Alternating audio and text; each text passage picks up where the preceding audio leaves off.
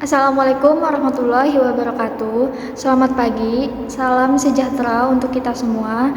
Perkenalkan, nama saya Nike Nurhantati dari kelompok 6 ingin mempresentasikan materi mengenai penentuan harga transfer dengan mata kuliah Sistem Pengendalian Manajemen yang diampu oleh Bapak Yusuf SE MPD MAK yang beranggotakan saya sendiri, Nike Nurhantati, dan rekan saya Hanifatul Fauzia.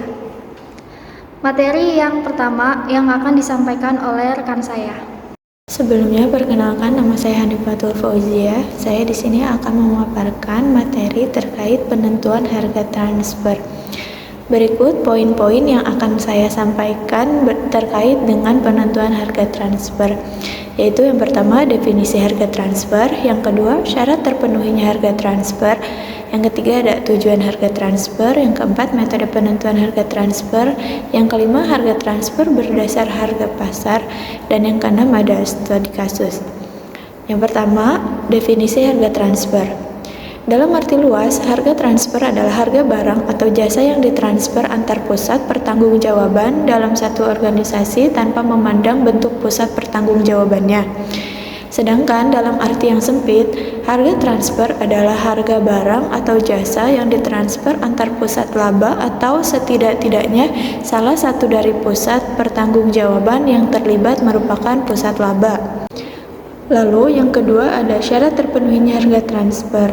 Syarat terpenuhinya harga transfer terbagi menjadi tiga. Yang pertama itu, sistem harus dapat memberikan informasi yang relevan yang dibutuhkan oleh suatu pusat laba untuk dapat menentukan trade-off yang optimum antara biaya dan pendapatan perusahaan. Yang kedua, laba yang dihasilkan harus dapat menggambarkan dengan baik pengaturan trade-off antara biaya pendapatan yang telah ditetapkan. Setiap pusat laba harus dapat melaksanakan laba perusahaan dengan jalan memaksimalkan laba divisinya. Lalu, yang ketiga ada tingkat laba yang diperlihatkan oleh masing-masing pusat laba harus dapat mencerminkan besarnya kontribusi laba dari masing-masing pusat laba terhadap laba perusahaan secara keseluruhan. Tujuan penetapan harga transfer itu sendiri adalah untuk yang pertama, evaluasi potensi divisi secara akurat.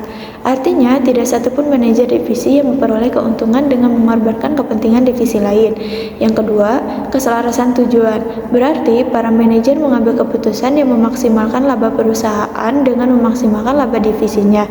Lalu yang ketiga, tetap terjaganya ekonomi divisi. Artinya, tidak ada campur tangan manajemen puncak terhadap kebebasan manajemen divisi dalam mengambil keuntungan. Selanjutnya, yang keempat ada metode penentuan harga transfer. Harga transfer berfungsi sebagai alat kontrol manajemen untuk menilai prestasi divisi yang didesentralisasi. Meskipun tidak ada metode yang sempurna, beberapa metode umum untuk harga transfer antara pusat laba meliputi yang pertama itu harga berdasarkan harga pasar atau market based price. Yang kedua, harga berdasarkan harga pokok atau cost based price. Lalu yang ketiga ada harga negosiasi atau negotiated price.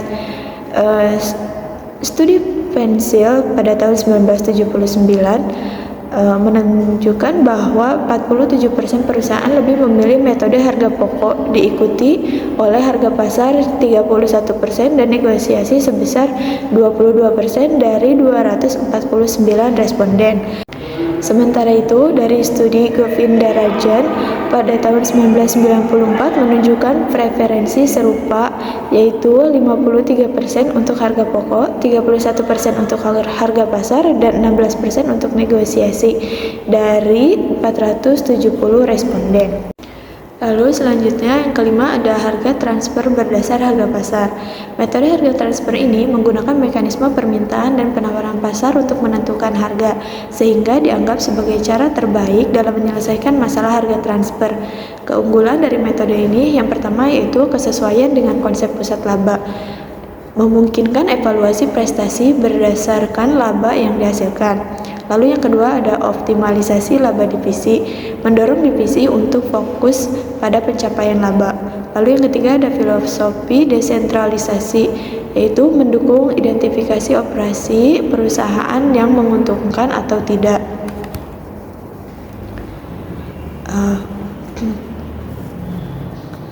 Pendapat Anthony dan Govin Darajan, harga transfer sebaiknya setara dengan harga pasar eksternal tanpa memperhatikan mekanisme harga jual pihak luar. Situasi ideal untuk penerapan harga transfer mencakup yang pertama yaitu kompetensi manajer. Manajer dan staf terkait harus memiliki kompetensi tinggi dan fokus pada prestasi jangka panjang. Lalu yang kedua ada atmosfer yang baik. Harga transfer harus dianggap adil dan keuntungan menjadi pertimbangan penting dalam penilaian. Lalu yang ketiga ada harga pasar. Mengacu pada harga pasar normal, dikurangi biaya yang dapat dihindari pada transaksi internal. Lalu yang keempat ada bebas terhadap sumber. Manajer bebas memilih alternatif terbaik internal atau eksternal untuk pembelian atau penjualan. Lalu yang kelima ada aliran informasi yang penuh. Manajer harus memiliki akses terhadap informasi biaya dan pendapatan relevan. Yang keenam ada negosiasi lancar, yaitu mekanisme negosiasi antar unit usaha harus berjalan efektif. Lalu ada kesimpulan definisi dari harga transfer, yaitu harga transfer adalah harga barang atau jasa yang ditransfer antar divisi dalam satu organisasi, terutama antar pusat laba untuk mendukung evaluasi kinerja.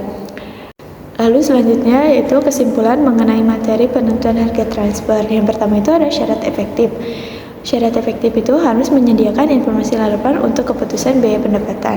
Lalu, laba divisi mencerminkan kontribusinya pada laba perusahaan. Lalu yang ketiga itu mendorong divisi untuk memaksimalkan laba dengan tetap mendukung tujuan perusahaan. Lalu selanjutnya itu ada tujuannya, yang dimana yang pertama itu memberikan informasi untuk pengambilan keputusan. Yang kedua mencapai keselarasan tujuan atau goal congruence. Yang ketiga itu ada evaluasi kinerja divisi secara adil. Lalu ada metode penetapan, yang dimana yang pertama itu ada harga pasar, yang kedua harga pokok, dan yang ketiga itu harga negosiasi. Kondisi ideal harga pasar yaitu yang pertama itu manajer kompeten, fokus jangka panjang, lalu harga adil, dan mencerminkan pasar normal. Yang ketiga itu kebebasan memilih sumber terbaik, baik itu internal maupun eksternal. Lalu yang terakhir itu informasi lengkap dan negosiasi yang lancar.